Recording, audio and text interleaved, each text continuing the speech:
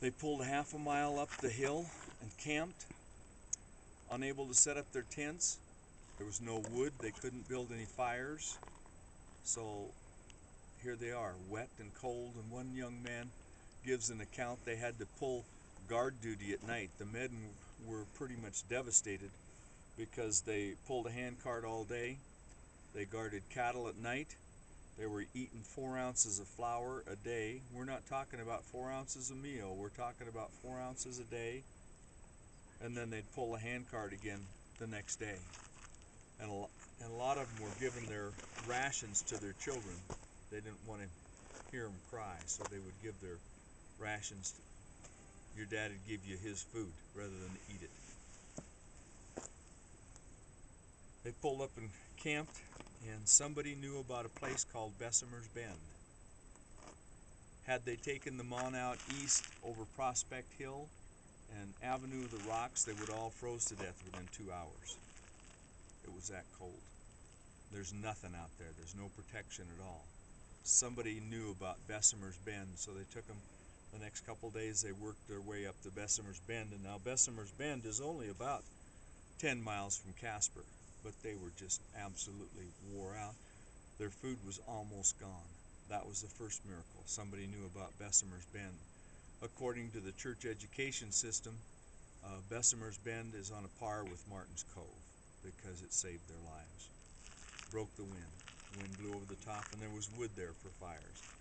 They stayed there for about 5 or 6 days, and meantime, the rescuers from Salt Lake arrived at Fort Seminole, and they decided to use Fort Seminole as a headquarters, and they sent out rescue riders, express riders from there to look for them. Nobody really knew if the Martin and Willie, oh yeah, they'd already met Willie. Nobody knew if the Martin Company was coming because we didn't have cell phones. There was no way to just say, hey, I'm here, So they sent out these 3 express riders. The Hunt and Hodges wagon company was also running support for the Martin Company. Well, had it not been for a white man's footprint on the National Trail, they would not have known that those Martin Company was down at Bessemer's Bend, because they'd have continued to look for them on the National Trail. That's where they were supposed to be. And chances are they'd have never found them. They would have, because when they got to the Platte River, the Hunt Company was camped there. The Hodgett Company was camped a little bit farther this way. But a white man's footprint in the snow, nobody knows anything about it. It was just in somebody's journal. And they went in and found them and gave them hope and told them they had to get up the next morning and get going because there were rescuers within 60 miles and they had to meet them.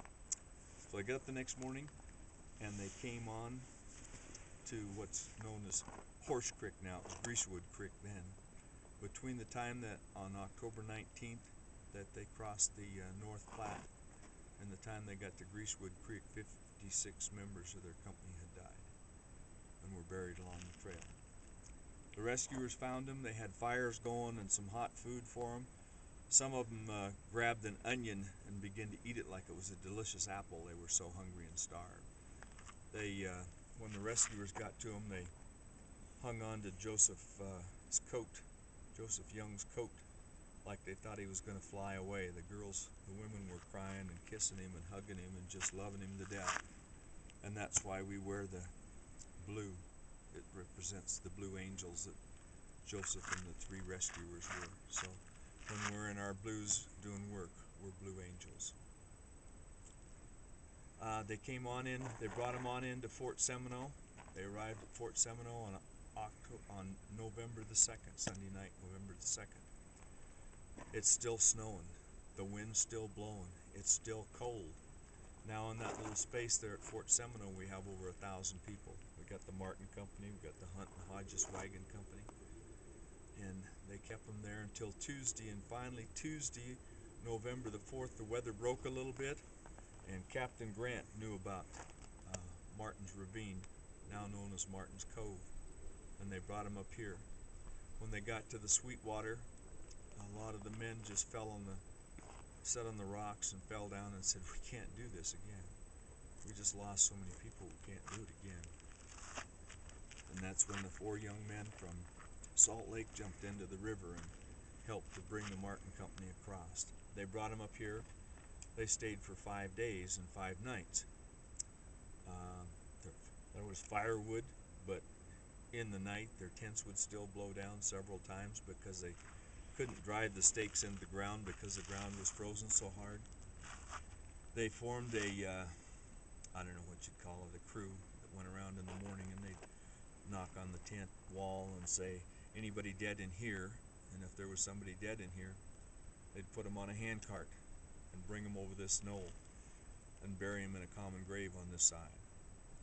The ground, of course, so frozen and they're so devastated that they can't dig the grave, so they just throw them on top of the ground and cover them with snow.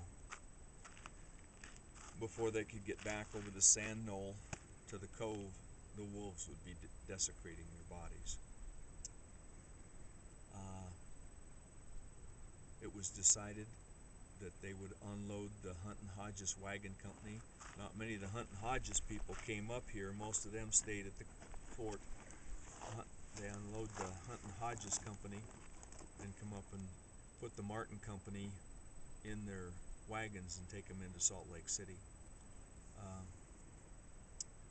Talked about 3 miracles: Bessemer's Bend, the footprint in the snow. Captain Grant knew about Martin's Cove. The 4th miracle is that any of them made it out of here alive. And I think probably the 5th miracle is that Fort Seminole was occupied until, we just found this out, October the 2nd of 1856. On October the 2nd of 1856, the owners of Fort Seminole, under the direction of the Army, abandoned Fort Seminole. They had oxen and horses, and they headed towards Nebraska. They got caught in the same snowstorm the Saints got caught in, and they lost all of their horses and oxen and ended up walking into Nebraska, just barely saving their lives. When the Hunt and Hodges Company got up here to pick up the Martin Handcart Company, there were only 1/3 of the Martin Handcart Company that could walk because of frozen limbs.